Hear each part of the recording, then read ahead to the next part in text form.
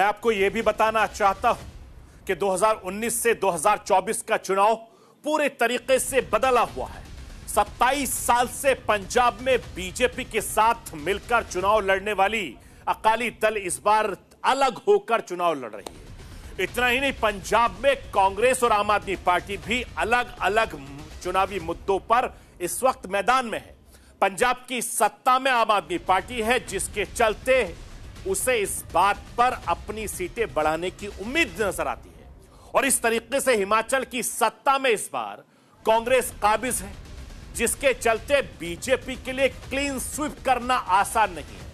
बिहार से लेकर उत्तर प्रदेश तक सियासी समीकरण बदले हुए हैं, तो बंगाल में ममता बनर्जी को अपनी सीटें बचाए रखने की एक बड़ी चुनौती बनी हुई है।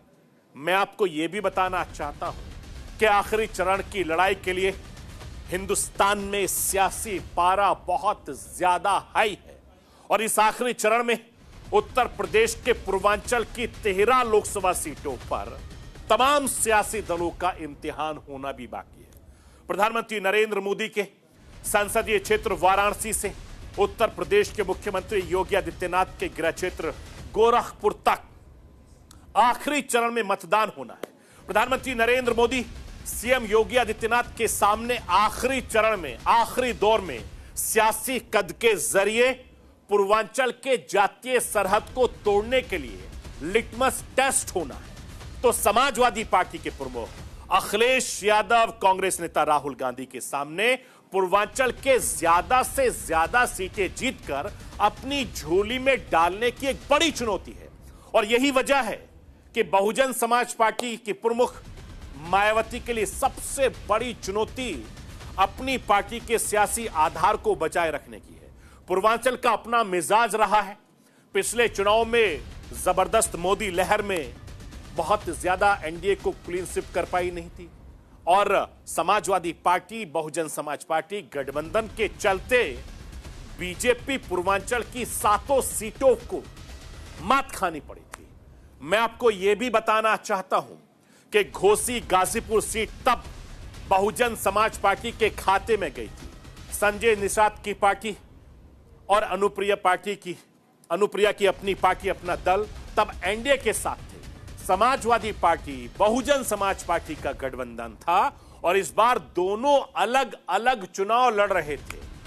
इस बार एनडीए में बीजेपी के साथ सुहेल देव, भारतीय समाज पार्टी, निषाद पार्टी, अपना दल एस, तो समाजवादी पार्टी कांग्रेस के साथ मिलकर इस वक्त चुनावी मैदान में है।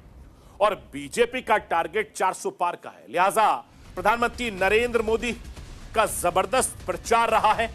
पूर्वांचल में बीजेपी को बड़ी जीत दिलाने के लिए ताबड़तोड़ रैलियां कर रहे हैं, विपक्ष पर हमलों की बौछार कर रहे हैं।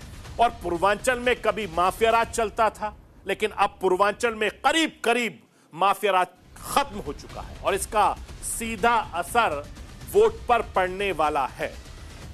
प्रधानमंत्री नरेंद्र मोदी से बेहतर तरीके से जानते हैं कि जनता की नब्ज को कैसे पकड़ना। इसलिए मिर्जापुर की रैली में कहा कि समाजवादी पार्टी की सरकार में जनता थर-थर कांपती थी, अब माफिया थर-थर कांपते हैं। मैं आपको सुनवाना चाहता हूं कि सुनिए किस तरीके से प्रधानमंत्री नरेंद्र मोदी समाजवादी पार्टी पर निशाना साधा।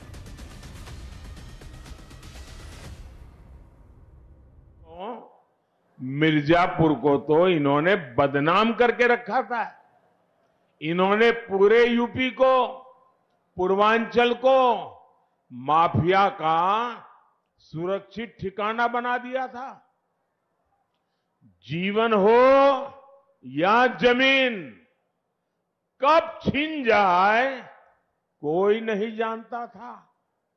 और सपा सरकार में माफिया को भी वोट बैंक के हिसाब से देखा जाता था। अब ऐसा नहीं है। अब हां, हमारे योगी जी और उनकी पूरी सरकार मेरा जो स्वच्छता अभियान है ना, उसको बड़ी बहादुरी से आगे बढ़ा रहे हैं। यहां पर यहां बराबर सफाई चली है। सपा सरकार में पहले जनता थर थर कांपती थी, अब भाजपा सरकार में माफिया थर थर कांप रहा है।